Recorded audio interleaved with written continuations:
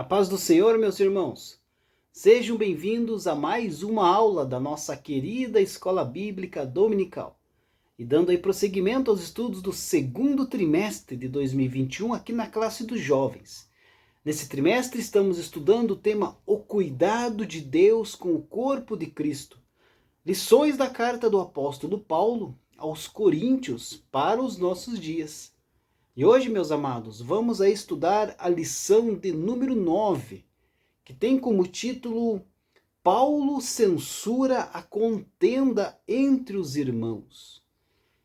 A ênfase da lição de hoje, queridos, é mostrar que as contendas entre membros da igreja trazem aí prejuízos e consequências para todo o corpo de Cristo.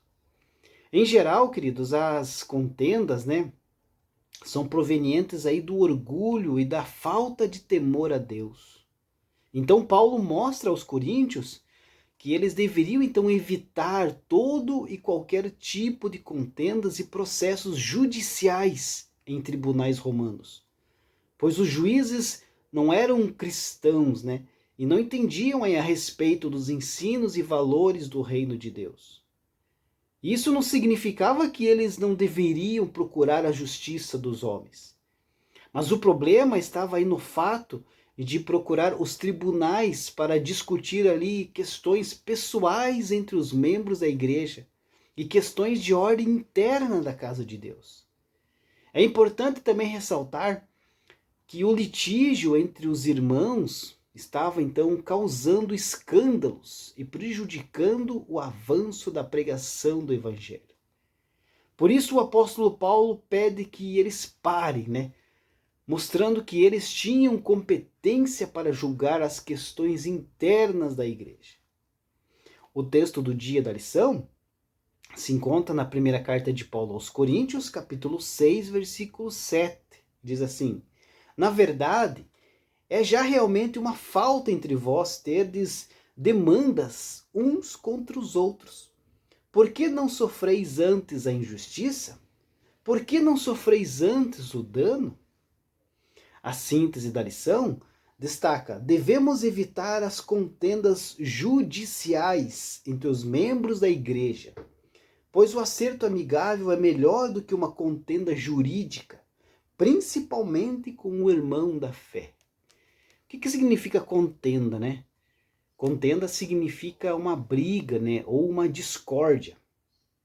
A contenda acontece quando as pessoas normalmente não concordam ou estão zangadas, levando a uma discussão que não é amigável. A Bíblia condena a contenda, não é verdade?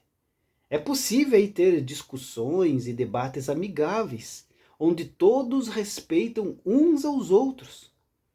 Pessoas diferentes têm aí opiniões diferentes sobre várias coisas, na verdade. E é bom refletir sobre a perspectiva de outras pessoas, tentar ali encontrar a verdade. Mas é preciso sempre ter cuidado com as palavras. Contendas podem aí começar com coisas muito pequenas. Uma contenda é uma discussão fora do controle. As pessoas, queridos, no conflito dizem ali coisas ruins, acabam soltando palavras pesadas que ofendem e acabam machucando a outra pessoa. A contenda pode causar inimizade, pode causar ódio, pode causar ressentimento, estragando ali relacionamentos de anos, de décadas. E a língua é uma coisa muito perigosa, não é verdade? Como destaca lá Tiago na sua carta, no capítulo 3, do versículo 6 ao 8. Com as palavras erradas, queridos, assuntos tão simples como gostos musicais, ou preferências políticas, podem se descontrolar e destruir amizades antigas. Por isso, é muito importante evitar contendas. E contenda, queridos, não é uma característica de um cristão. Temos que evitar a contenda, ficar longe de rixas, de brigas, de confusões. E é isso que Paulo vem falar aos Coríntios na lição de hoje. O texto bíblico da lição que serve como base para a lição de hoje, queridos, se encontra na primeira carta de Paulo aos Coríntios, capítulo 6, do versículo 1 ao versículo 6. Se você não possui a lição em mãos, faça a leitura desse texto bíblico, que é a base, da lição para o dia de hoje. E os objetivos da lição, queridos, é mostrar o poder de julgamento da igreja local, apontar a estrutura de funcionamento das igrejas cristãs e dos tribunais romanos e conscientizar de que os conflitos e disputas podem comprometer a vida eterna com Deus. Na lição desse domingo, veremos que os membros da igreja em Corinto estavam levando uns aos outros aos tribunais para resolver as suas diferenças. O apóstolo Paulo os exorta a respeito desse comportamento e os orienta a tratar as questões internas entre eles. O litígio entre os irmãos estava causando escândalo para a igreja e prejudicando a unidade. Então o apóstolo mostra que os crentes tinham competência para julgar as questões internas e não precisavam recorrer ao sistema romano da justiça. Por que Paulo diz que os cristãos não devem levar aos tribunais seculares as divergências que tenham com os outros crentes, Se o juiz e os jurados não forem cristãos, provavelmente não serão sensíveis aos valores cristãos. A base para procurar um tribunal é normalmente a vingança, não é verdade? E esta nunca deve ser aí o motivo de um cristão. Os processos prejudicam a causa de Deus e dão uma má reputação à igreja, fazendo com que os incrédulos se concentrem nos problemas da igreja e não no propósito da igreja, que é levar a salvação, que é pregar o evangelho de Cristo, que é mostrar o caminho para se chegar a Deus. Então, muito cuidado com isso, com esse exemplo aqui da igreja de Corinto. Estavam levando ali irmãos para a justiça por causas ali que poderiam ser resolvidos dentro da igreja. Muito cuidado com isso. O primeiro ponto da lição, o poder de julgamento da igreja local. Igreja local que é a igreja de Corinto. Na sociedade greco-romana, queridos, o homem prevalecia sobre a mulher, não é verdade? Os pais sobre os filhos, e os senhores sobre os escravos. A mudança de comportamento e de relacionamento proposto pelo Evangelho de Cristo contrastava então muito com a cultura do Império Romano. Pelo que tudo indica, o modelo e as práticas dos processos litigiosos dos tribunais romanos, que estavam ali relacionadas a questões de propriedade, na maioria das vezes, onde a prática da injustiça era muito comum e que as decisões eram tomadas com o objetivo de favorecer os mais ricos, repetiam-se nos conflitos das comunidades cristãs em Corinto. Os processos envolviam ali questões de dinheiro e de negócios. As pessoas de poucos bens ou sem nenhum bens não tinham condições ali de encaminhar processos semelhantes. São as pessoas influentes, então, que com auxílio ali de hábeis advogados, podiam defender a sua compreensão de direito diante do tribunal. Aqui no texto bíblico da lição, no versículo 5, o próprio apóstolo Paulo parece ali aludir de forma irônica aos status social dos litigantes, Ele disse assim: para vos envergonhar o digo, não há, pois, entre vós sábios, nem mesmo um que possa julgar entre os seus irmãos? Então, será que não tinha nenhum sábio ali que deveria ser suficientemente inteligente para saber resolver os seus problemas internos? Isso que Paulo estava querendo dizer. Pelo que tudo indica, queridos, os irmãos ali mais abastados, que desde antes da sua conversão eram beneficiados pelos tribunais romanos, continuavam bem alinhados com esse universo jurídico. Infelizmente, para tirar ali vantagem sobre os irmãos mais pobres e indefesos perante a justiça dos tribunais romanos. Logo, a estrutura social na sociedade de Corinto era injusta e privilegiava as diferenças, né? Não havia igualdade de oportunidades. Os ricos e poderosos ditavam as regras, e os pobres e os marginalizados não tinham como se defender e nem quem os defendesse. A injustiça e a opressão dos vulneráveis era uma questão já cultural daquela região. O modelo de produção escravista determinava as relações sociais.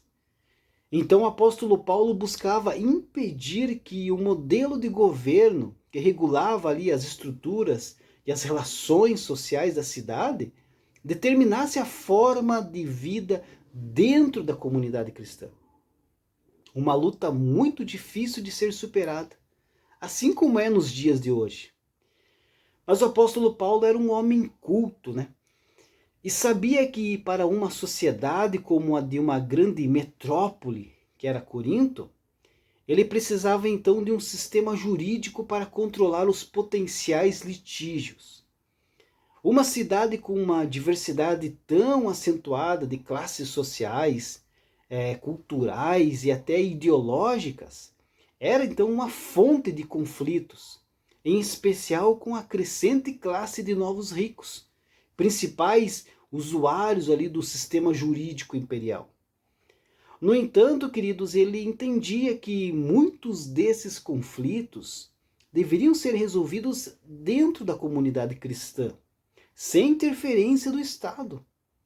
Assim, o apóstolo Paulo reconhece a importância desse processo de julgamento romano para a sociedade secular. Porém, destaca que a igreja tem um papel superior ao estabelecido no mundo secular. Ele faz isso numa perspectiva escatológica, né? Pois afirma que a igreja julgará o mundo, como também os anjos. Evidente que isso é lá no futuro, e os salvos estarão já em outro nível corporal e de conhecimento. Mas de toda forma, o apóstolo Paulo quer destacar o privilégio da igreja como povo de Deus. Não propõe uma forma de valorizar o poder da resolução de problemas que a igreja pode exercer para resolver os seus conflitos internos, sem a necessidade de envolver pessoas externas. Se a igreja tem essa prerrogativa futura ali de um julgamento do mundo e dos anjos, os problemas internos gerados por rixas entre os irmãos, comum ali em qualquer grupo humano, queridos, poderiam muito bem ser resolvidos pelas autoridades eclesiásticas e de forma justa. O apóstolo Paulo não estava incentivando a comunidade a isolar-se totalmente do mundo secular, mas que ela então pudesse blindar-se, né, das injustiças do sistema jurídico romano.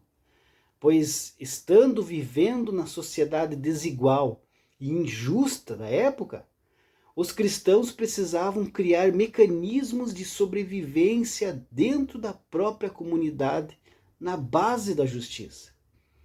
Por isso o apóstolo propõe então que as questões entre os irmãos fossem julgadas dentro do ideal igualitário cristão, sem favorecimentos injustos, tendo como base os princípios da fé cristã e Deus como juiz soberano. É evidente que, tanto na época do apóstolo Paulo, quanto hoje, queridos, existem aí questões que não podem ser tratadas internamente, mas que precisam ser levadas até a justiça secular, conforme determina a própria lei do país. Então, o que Paulo propunha para eles é que todas essas rixas, todos esses problemas fossem resolvidos dentro da igreja, sem ter que levar para o poder judiciário do Império Romano, que na maioria das vezes ia dar ali uma resolução, né, totalmente injusta, com perspectiva na base cristã. O ponto 2 da lição, a estrutura de funcionamento a estrutura de funcionamento das igrejas cristãs e dos tribunais romanos. Aqui o subtópico 1 vem falar a respeito do funcionamento da igreja em Corinto, né? Como que era o funcionamento da igreja em Corinto, né? Como que era ali a estrutura dessa igreja em Corinto? Então, queridos, a igreja doméstica, né, funcionava então como o núcleo da comunidade cristã. A família era maior do que as nossas famílias dos nossos dias, né? Eram muito mais numerosas. Havia então famílias, clientes, sócios, escravos, todos vivendo juntos. Era como uma miniatura do Estado. A igreja acabou então se adaptando a essa organização do Estado, e isso trouxe muitas consequências, né? Especialmente para a liderança da comunidade. O cabeça da família, o responsável ali da família, exercia então uma autoridade legal sobre o grupo cristão daquela época, daquele lugar. O domínio natural do cabeça da família nas igrejas domésticas explica aí muito do patriarcalismo, né, que dominou a igreja desde as suas origens. Por outro lado, dentro da igreja doméstica, a mãe de família muito provavelmente tinha função significativa. De fato, nós notamos que Paulo, né, faz referência a mulheres que organizaram e lideraram comunidades em suas casas. A igreja doméstica tornava então possível a vida comunitária. Na maioria das vezes, a conversão do cabeça da família, do chefe da família, por causa da autoridade que ele tinha sobre todos, era acompanhada então de todos os componentes da sua casa. Todos se convertiam por causa do cabeça da família. Isso explica talvez a variedade de nível social e cultural dos componentes das primeiras comunidades cristãs, né? E fazia diferença ali entre o cristianismo e as sociedades religiosas greco-romanas, que agregavam separadamente pessoas de alto nível, né? Pessoas das classes inferiores ou ainda só mulheres. Mas os cristãos não, eles se reuniam todos juntos. Enquanto que as outras classes tinham separados um dos outros, o cristianismo eram todos juntos. Então a família, queridos, não era somente os parentes mais próximos, né? Mas também os agregados, todos que viviam em volta. As decisões passavam pela figura do cabeça da família, né? E quando este então se convertia, toda a casa deveria segui-lo na sua decisão. O que também poderia aí caracterizar algumas falsas conversões. Mas algumas evoluções nos relacionamentos interpessoais ocorreram nas famílias que se converteram ao cristianismo. Por exemplo, a mulher passa a ter então um papel mais significativo. E as conversões das famílias, formadas aí por várias classes sociais, passam então a reunir-se em conjunto nas reuniões religiosas, diferentemente do que ocorria no modelo estatal. A igreja local passa a ser então um conjunto dessas famílias. Com isso surge um grande desafio na nova forma de relação entre os diversos membros. A cultura, queridos, não muda de um dia para o outro.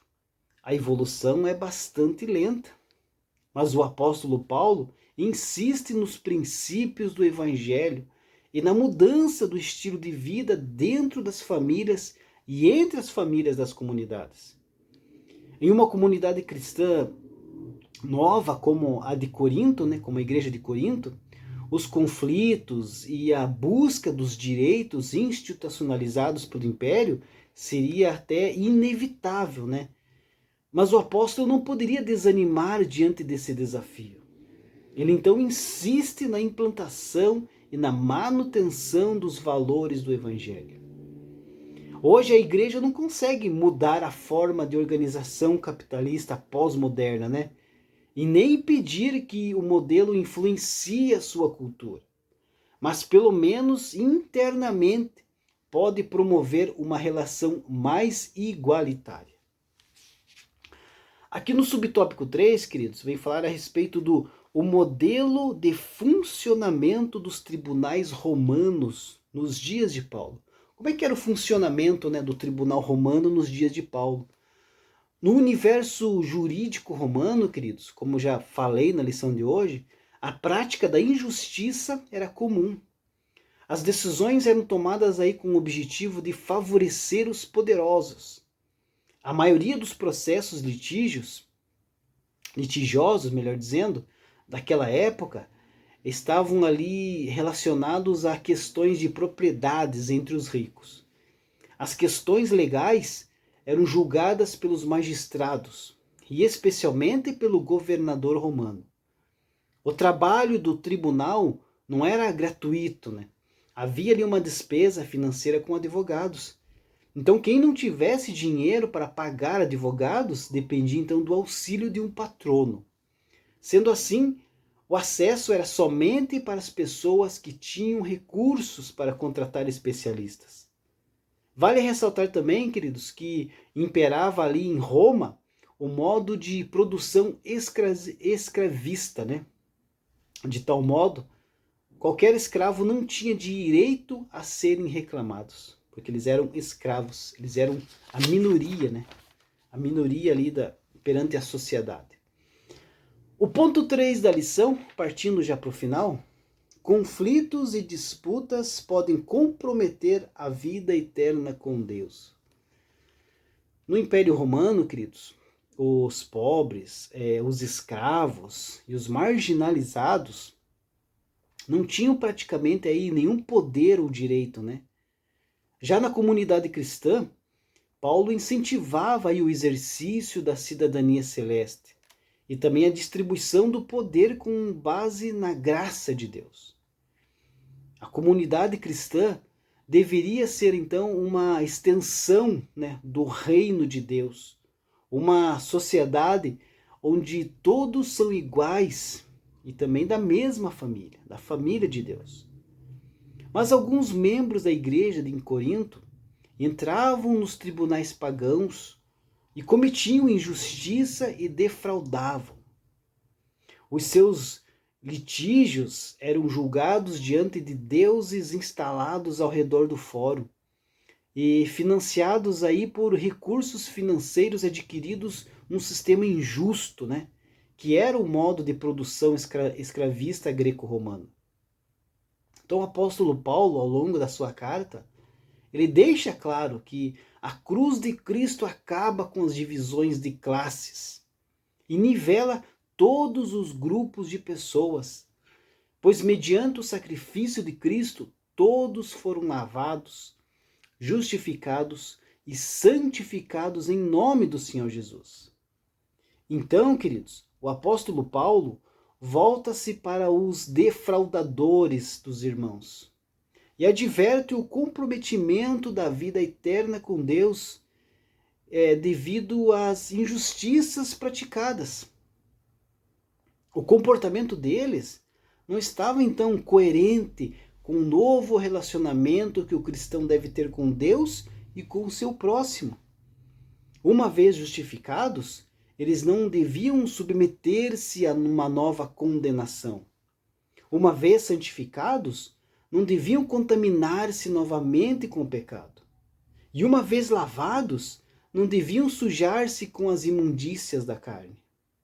Então a intenção do apóstolo Paulo, queridos, era que as suas palavras, de certa forma, né, chocassem aqueles irmãos coríntios que viviam essa situação, que iam ali aos tribunais uns contra os outros perante os incrédulos.